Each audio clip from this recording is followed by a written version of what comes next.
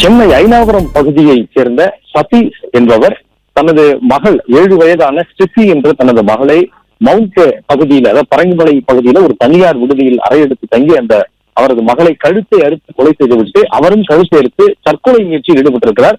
உயிரிழந்த அந்த குழந்தையினுடைய உடல் செங்கல்பட்டு மருத்துவமனைக்கு பிரேத பரிசோதனைக்காக அனுப்பி வைக்கப்பட்டிருக்கிறது. கழுத்தை அறுத்துக் கொண்ட சதீஷ் குரோம்பேட்டை மருத்துவமனையில் அனுமதிக்கப்பட்டு அதற்கு பிறகு மேல் சிகிச்சைக்காக ராஜீவ்காந்தி அரசு மருத்துவமனைக்கு அனுமதித்திருக்கிறார்கள். இந்த வழக்கு தொடர்பாக புனித தோமையர்மலை போலீசார் விசாரணை நடத்தி வரக்கூடிய நிலையில் இந்த வழக்குல விசாரணையில மேலும் பல தகவல்கள் கிடைத்திருக்கிறது.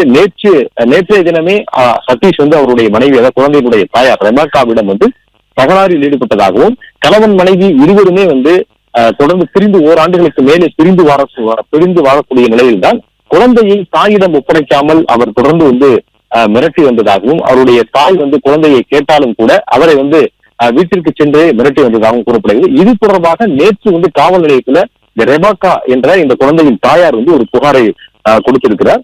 அந்த புகார்ல நேற்று முன்தினம் இரவு இந்த நபர் வீட்டிற்கு ரெபாக்காவையும் அவருடைய தாயார் மற்றும் அவருடைய குடும்பத்தினரையும் கத்தியை காட்டி மிரட்டினார் என்று புகாரில் குறிப்பிட்டிருக்கிறார்.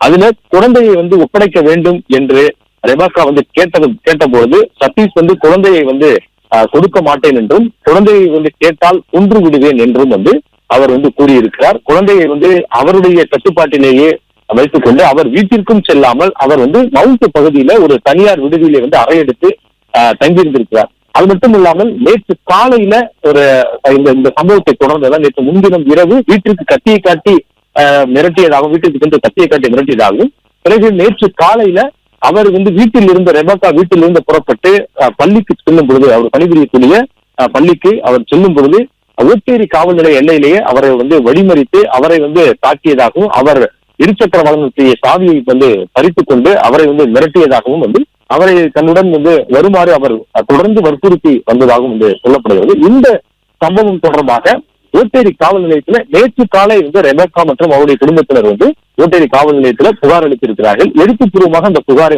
உதவியாளர் ஒருவரிடம் கொடுத்ததாக அவருடைய குடும்பத்தினர் கூறுகிறார்கள்.